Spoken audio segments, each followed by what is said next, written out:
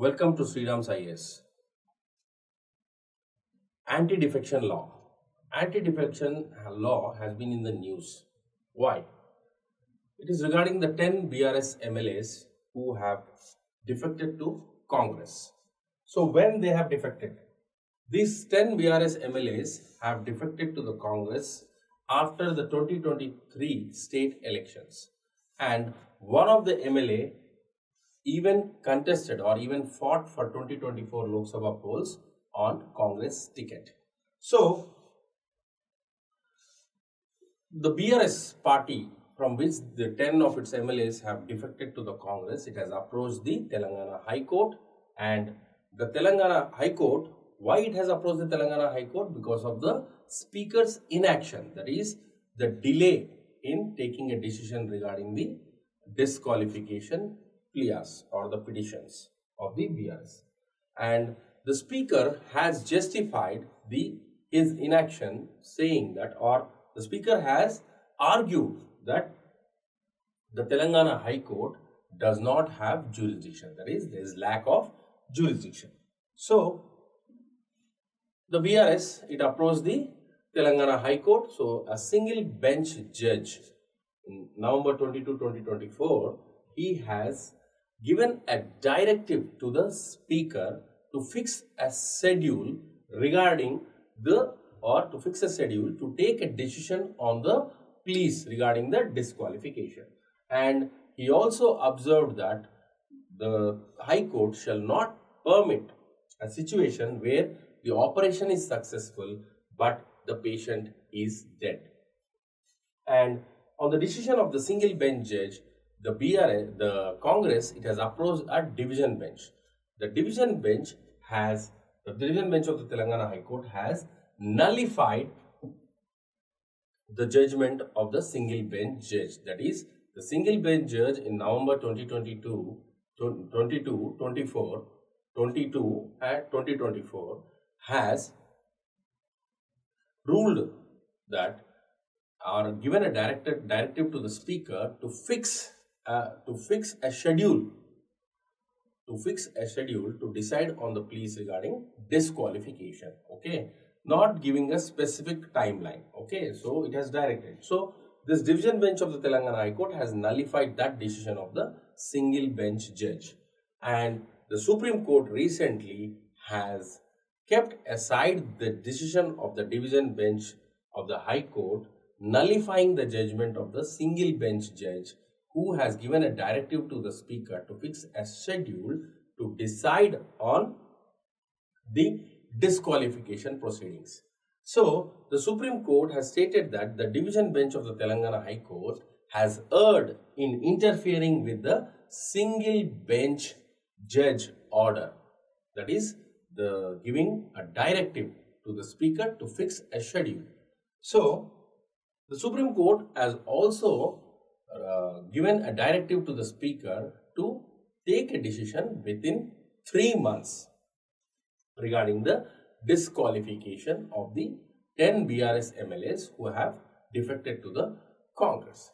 So, this political defection has become a national discourse, and the power entrusted to the Speaker to take a decision on the disqualification, or the interested regarding the disqualification proceedings, is to avoid delays that may occur before the court, and also because of these delays, the ruling party has more time to persuade the politicians or the rival MLAs to jump ship, and it has the potential, these political defections has the potential to disrupt the democracy, and the routine delays in such proceedings against the defectors poses a danger to the democracy.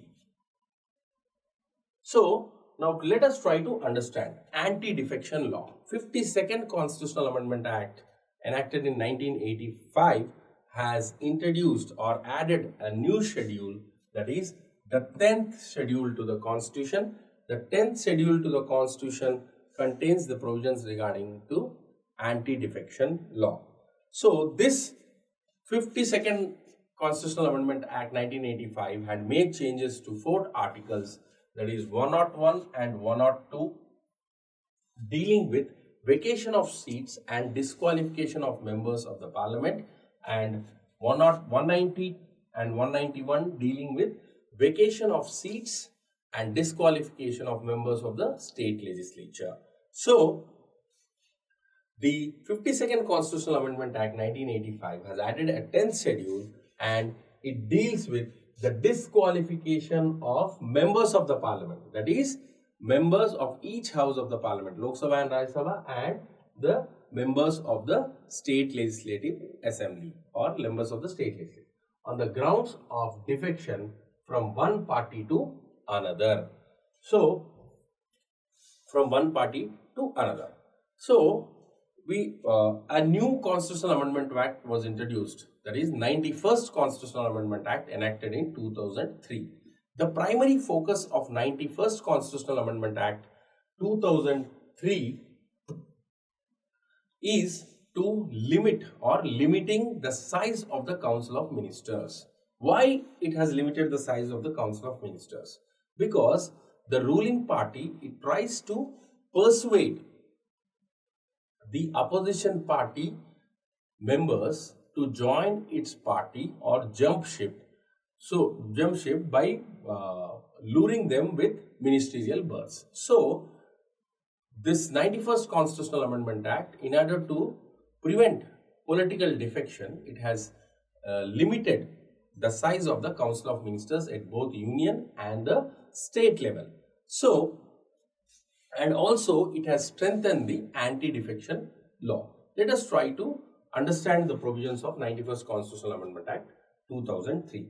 91st Constitutional Amendment Act has limited the size of Union Council of Ministers and State Council of Ministers. So, what is the strength of the Union Council of Ministers? That is, the number of ministers, the total number of ministers, including the Prime Minister, in the Central Council of Ministers should not exceed 15% of the total strength of the Lok Sabha. So, now the strength of the Central Council of Ministers, that is, the total number of ministers including the Prime Minister, should not exceed 15% of the total strength of Lok Sabha. Total strength of Lok Sabha is, according to the Constitution, the total strength of Lok Sabha is 552, and 104th Constitutional Amendment Act 2019 enacted and came into force on January 25, 2020. It has abolished the nomination of 2 Anglo-Indians by the President to the Lok Sabha because of the dwindling population. So, the total strength of Lok Sabha is 550. So, the strength of the Union Council of Ministers, that is, the total number of ministers including the Prime Minister, shall not exceed 15% of the total strength of Lok Sabha. Likewise, the State Council of Ministers, the total strength of the ministers including the Chief Minister should not exceed 15% of the total strength of the State Assembly or the Legislative Assembly of the state, and it should not be less than 12 members including the CM in states having smaller assemblies.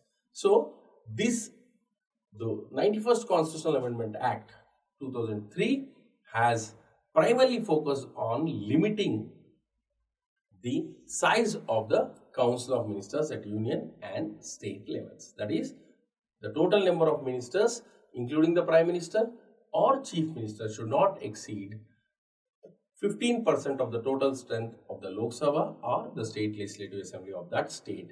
And regarding the states with smaller assembly, it should not be less than 12 members including the CM. And this 94th Constitutional Amendment Act 2003 has further strengthened the Anti-Defection Act. That is, a member of either house of the parliament or state legislature, if he is disqualified on the grounds of defection, he is also disqualified to be a minister, and he is also, if a member of either house of the parliament or either house of the state legislature, if he is disqualified on the grounds of defection, he is also disqualified to hold a remunerative political post. And also, the 91st Constitutional Amendment Act 2003 has also introduced a new provision, that is the provision of the 10th schedule, that is Anti-Defection Law, pertaining to the exemption from disqualification in the case of split by 1/3 of the members of the legislative party has been deleted. That is, previously under the 10th schedule there was an exemption from disqualification. So what exemption? That is, in case if there is a split by a 1/3 of the members of the legislative party, then it is exempted from disqualification. That is, a political party, if there is a split and 1/3 of the members of the legislative party, split by 1/3 of the members of the legislative parties, then they are exempted from disqualification. So that provision has been deleted by the 91st Constitutional Amendment Act 2003. And what are the provisions of anti-defection law? That is, how a member of either house of the parliament or of state legislature are disqualified. That is, if he voluntarily gives up the membership of such political party, that is, a member is voluntarily giving up the membership of the political party, or if a member votes or abstains from voting in the house contrary to any direction issued by the political party and without obtaining the permission of that such party, and such act has not been condoned by the party within 15 days. Okay, so how a member is disqualified? If he voluntarily, member of each house of the parliament or state legislature is disqualified if he voluntarily gives up the membership of such party, or he votes or abstains from voting contrary to the direction given by his political party without the prior permission of such party, and such act has not been condoned within 15 days. And also regarding the independent member, an independent member who gets elected to either house of the parliament or state legislature cannot join any political party. Okay, if he joins any political party, he is disqualified. And with regarding to nominated members, the nominated members of each of the parliament or state legislature can join a political party within 6 months from the date on which he takes his seat in the house. Okay, within 6 months, if he joins a political party, he is not disqualified on defection. But on the expiry of 6 months from the date upon which he takes his seat in the office, he is disqualified. That is, a nominated member may join any political party within 6 months of taking his seat without inviting disqualification. And he becomes disqualified from being a member if he joins any political party after the expiry of 6 months from the date upon which he takes his seat in the house. And independent member is disqualified to remain a member of the house if he joins any political party after such election. That is, a nominated independent member cannot join any political party. He should remain independent. But nominated members, within 6 months, he can join any political party and he will be exempted from disqualification. After the expiry of 6 months, if he joins a political party, then he is disqualified. And what are the exemptions? There are certain exemptions to disqualification. That is, one of the exemption is if a member goes out of the party because of or as a result of merger of the party with another party. Okay, that is, a member, he goes out of his party on the result of the merger of the party with another party, and the merger can take place when 2/3 of the members of the party agreed to such merger. Okay, so there is an exemption to disqualification, okay, on the grounds of merger. That is, a person can go out of a political party on merger of that party with another party, and a merger takes place, or a merger to take place, it needs to be accepted by 2/3 of the members of that party.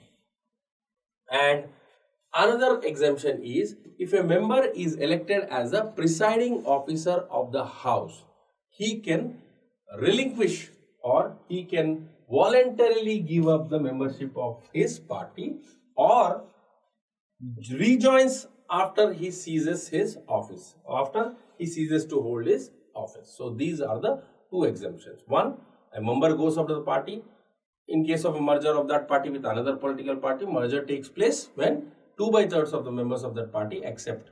And if a member is elected as a presiding officer, he can voluntarily give up the membership, or if he rejoins the political party after he ceases to hold his office. These are the two exemptions. And regarding the adjudicating authority, who is the adjudicating authority? The presiding officer of both the houses of the parliament, that is the presiding officer of the Lok Sabha, that is the speaker, the presiding officer of the Rajya Sabha, that is the chairman, are the adjudicating authority. That is, they take the decision regarding disqualification, and there is no time limit mentioned in the 10th schedule. Okay, so because of this provision, the Speaker of the Telangana Assembly is not taken any decision. So there is no obligation for the presiding officer in case of Lok Sabha Speaker, in case of Rajya Sabha Chairman. They are not bound by any time. And with regarding to judicial review, is the decision of the presiding officer subject to judicial review? Yes, the decision of the presiding officer is subject to judicial review. That is, Supreme Court in Kyoto Holohan case 1993 declared the finality of the decision of the presiding officer under 10th schedule as unconstitutional. Means the decision taken by the presiding officer is not final. It is subject to judicial review on the grounds of being malified or perverse, etc. So it is open to judicial review. That is, the presiding officer, he acts as a tribunal while deciding on anti-defection cases, and that decision is not final and it is subject to judicial review. And what about the rule-making powers? The 10th schedule, who makes rules regarding to the anti-defection? The presiding officers of both the houses, that is the Speaker in case of Lok Sabha or Chairman in case of Rajya Sabha, makes rules regarding to the anti-defection, and that rules made by the presiding officer are placed before the House for a period of 30 days. The House may either accept, modify or disapprove. Okay. So, the presiding of the House is empowered to make rules to give effect to the provisions of the 10th schedule. All such rules must be placed before the House for 30 days. The House may approve, modify or disapprove them. And what about the defection cases? The presiding officer is the authority, adjudicating authority. Okay. So, the defection cases, can the presiding officer take up the defection cases suo motu, or whether a complaint has to be lodged by a member of the House? Okay.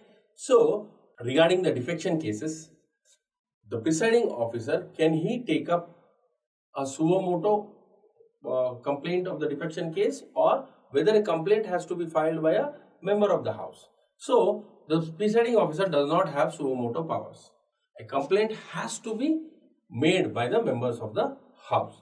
And with regarding to the final decision, okay, so Speaker, after receiving a complaint from the member of the House, he has to issue letters, okay, regarding, that is, disqualification notices to the defectors, that is the defecting MLAs. The MLAs, after receiving the letters, so the letters are delivered personally under sealed cover to maintain secrecy, because it includes a complex constitutional issue. And after receiving the letters, the MLAs have to respond, that is, they may either accept or deny. And after receiving the letters from the MLAs, the Speaker takes a decision or can seek further clarifications. and also the speaker may also refer the matter to the Committee of Privileges for enquiry.